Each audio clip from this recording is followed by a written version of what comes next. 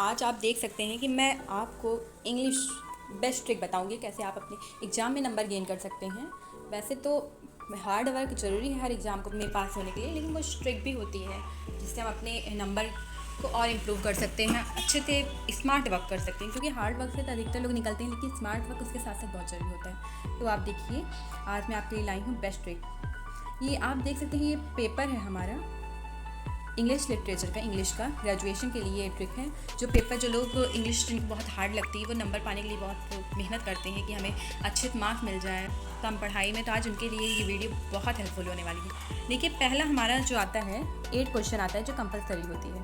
और पहले तो आप जो सबसे अच्छी जो सीरीज होती है मेरे हिसाब से वो राजीव प्रकाशन की होती है, सबसे अच्छी सीरीज वही है। पहले तो आप उसको ख़रीद लीजिए और सारा जो आगे जो बेसिक दिया रहता है, जो ओड इपिक जो हिस्टोरिकल होता है चीज़ें, उसके बारे में पहले आप सब पढ़ लीजिए, क्योंकि वो आता है बहुत इंपॉर्टेंट रहता है। देखिए 8 क्वेश्चन कंपलसरी वो उसी में से आते हैं, तो वो आप पहले कहानी की तरह पढ़ लीजिए ताकि आए तो आप एक तरफ से बना लें।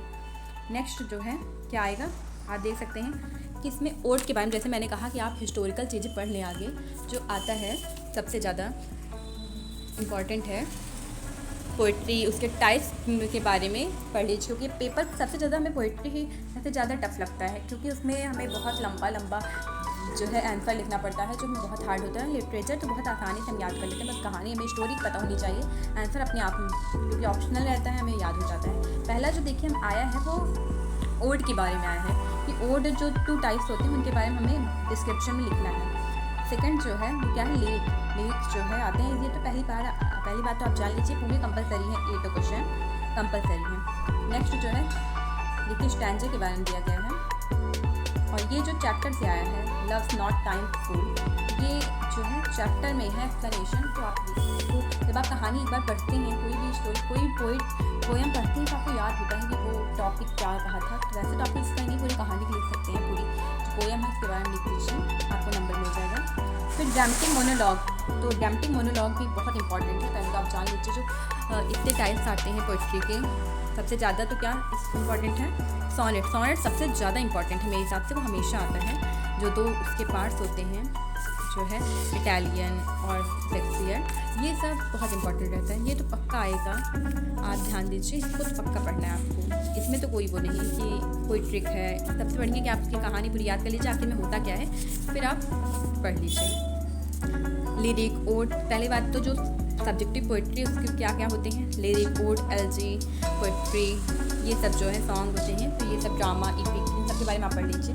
देखिए सोनेट भी आया है, किड्स की पोएम जो है चैप्टर में है, तो उसका एक्सप्लेनेशन आया है। एलजी ग्रे पोइट्री, तो ग्रे के बारे में पूछा गया इसमें, तो आप ये लिख सकते हैं। तो नेक्स्ट आप देखिए, पहली बात तो आप जाके चैप्टर पढ़ लीजिए अपना पूरा, वैसे बहुत टाइम होता है हमें, तो आप चैप्टर पढ़ लीजिए पूरा। जब आप पढ़ लेंगे, एनालिसिस कर लेंगे कि क्या क्या है उसमें, तो आपके लिए बहुत ईजी हो जाता है। और देखिए ये सबसे ज़्यादा एक्सप्लेनेशन हमें टफ लगता है, क्योंकि एक्सप्लेनेशन जो है इतने ढेर सारे क्वेश्चन में कितने आते हैं, 2 आते हैं, और कौन सा आता है वो हमें पता ही नहीं होता है। तो सबसे ज़्यादा टफ हमें लगता है एक्सप्लेनेशन, क्योंकि एक्सप्लेनेशन हमको याद करने में एक 2 पेज का बहुत ज़्यादा लेंदी लगता है। तो आपको उसी का ट्रिक मैं आज बताऊँगी, एक्सप्लेनेशन कैसे तैयार करें। तो आप देख सकते हैं कि क्या है, पहले देखिए कि एनी टू 2 क्वेश्चन आएगा, ये दिया इतना रहता है, करना में 2 रहता है। तो सबसे बढ़िया आप क्या कर लीजिए, पहले चैप्टर याद कर लीजिए, चैप्टर में क्या है उसमें जो है। और आप देख सकते हैं, ये पहली बात मैंने बैक पेपर लिया हुआ है, ओरिजिनल पेपर ये नहीं है, ये बैक पेपर है। और जब आप ओरिजिनल पेपर जब आप फर्स्ट बार पेपर देते हैं, तो उसमें एक्सप्लेनेशन दिया जाता है और साथ में क्वेश्चन दिया जाता है। सबसे पहले आप सबसे ज़्यादा क्वेश्चन अटेंड कीजिए, जैसे आता है शेक्सपियर एज ए सोनेटर पोइटर, तो आप उसको तैयार कर लीजिए। तो वो क्वेश्चन जब आपको आता रहेगा, तो आप एक्सप्लेनेशन ना भी कीजिए तो कोई वो नहीं है। और सबसे बढ़िया आप एक्सप्लेनेशन तैयार करने के लिए पहले जाके अपने पोएम जितनी बुक्स होती हैं, जो बुक्स हमें ग्रेजुएशन में दी जाती हैं, वो पूरा पढ़ लीजिए। जब आप पढ़ लेते हैं तो आपको कहानी याद हो जाती है। जब आपसे पूछा जाता है, जब आप पहली बात तो एक्सप्लेनेशन आप 2 बार पढ़िए तो आपको खुद उसकी मीनिंग पता चल जाती है कि आखिर पूछ क्या रहा है। सबसे पहले तो जो है रेफरेंस जो आता है उसको पढ़ लीजिए, रेफरेंस एंड कॉन्टेक्स्ट जो आता है सबसे मोस्ट इंपॉर्टेंट रहता है। कोई भी एग्जामिनर सबसे पहले रेफरेंस देखता है, आपका कॉन्टेक्स्ट देखता है कि क्या लिखे हैं। एक्सप्लेनेशन उसके पास इतना टाइम नहीं होता है कि वो देख सके, तो यही दो मोस्ट इंपॉर्टेंट है। आज जब अपने एग्ज़ाम की तैयारी कर रहे हो तो सारे चैप्टर का जितना भी एक्सप्लेनेशन रहता है उसका रेफरेंस लिख लीजिए, कॉन्टेक्स्ट लिख लीजिए। जब आप उसको लिख लेंगे तो आपको याद रहेगा, आप बस वही लिख दीजिए। तो आप देख सकते हैं कि जब क्वेश्चन में सबसे ज़्यादा क्या आता है कि जैसे हम ले लेते हैं शेक्सपियर के बारे में।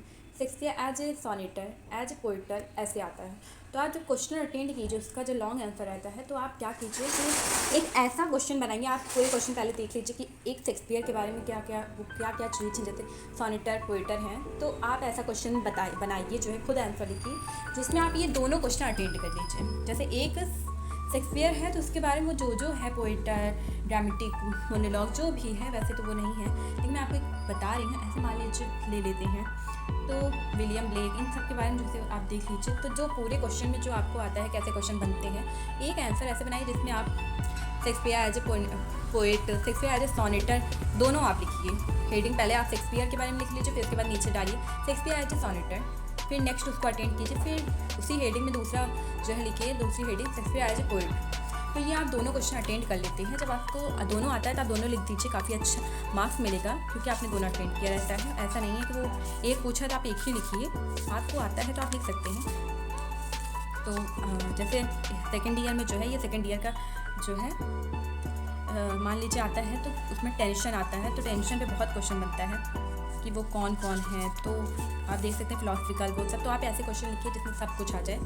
आप देखिए इसमें क्या है, नेक्स्ट क्वेश्चन है, ये भी देखिए एक्सप्लेनेशन है। ये नीचे आता है कि क्रिटिकल एप्रिशिएशन, सारे चैप्टर का आप क्रिटिकल एप्रिशिएशन कर लीजिए। अगर आपको कुछ और नहीं है तो उसमें ही नंबर बहुत मिल जाता है, क्योंकि क्रिटिकल एप्रिशिएशन में आपका जब आप कोई पोएम का समरी आप पढ़ते हैं, उसको तैयार कर लेते हैं तो उससे बहुत सारे क्वेश्चन निकलते हैं। सबसे बढ़िया बेस्ट ट्रिक है आप सारे का क्रिटिकल एप्रिशिएशन तैयार कर लीजिए। देखिए 4 में आपको अगर मान लीजिए आप किसी का 8 पोएम है, आपके पास 9 पोएम है, तो आप उसमें से 4 ही अटेंड कीजिए। 4 में आपका पक्का फंस जाएगा, लेकिन आप सबकी समरी पढ़ी रहिए कि मान लीजिए आ जाता है आप क्या करें।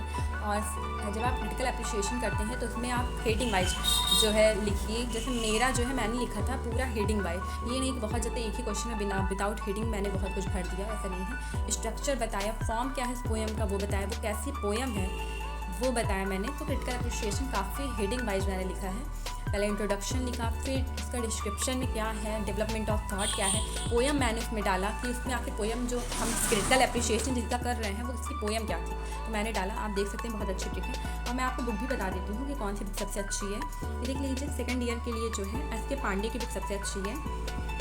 हालांकि जो आपको मैंने पेपर दिखाया है फर्स्ट ईयर का है, क्योंकि सेकेंड ईयर में इस बार पेपर नहीं हुए थे। तो जो है आप देख सकते हैं सेकेंड ईयर में जो पेपर हुआ था वो दो मतलब कि दोनों जो है पेपर जो है एक ही में हुए थे, तो इसलिए मैंने आपको नहीं दिखाया है क्योंकि आप कंफ्यूज हो जाएंगे। इस बार पेपर वैसे होने वाला नहीं है। तो ये सेकंड ईयर में देख लीजिए कि सेकंड ईयर में एस.के. पांडे सबसे अच्छी बुक है।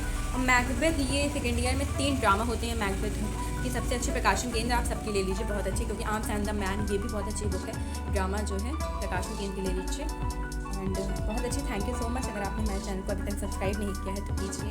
एंड और जितने क्वेश्चन होते हैं पहले आप उसको अपने अकॉर्डिंग लिख लीजिए। ये जब एग्जाम टाइम आता है ना तो बहुत ज़्यादा प्रेशर में हो जाते हैं कि हम क्या पढ़ें क्या ना पढ़ें। तो जब आप अपना क्वेश्चन लिखे रहेंगे तो एग्जाम टाइम बस आपको रिविजन करना रहेगा। और मैंने भी यही किया है, मेरा बहुत अच्छा मार्क्स आया था इससे, इसलिए मैं आप सोचिए कि आपसे ये ट्रिक शेयर करूँ, आप भी ऐसे अच्छे नंबर पा जाएँ। And thank you so much.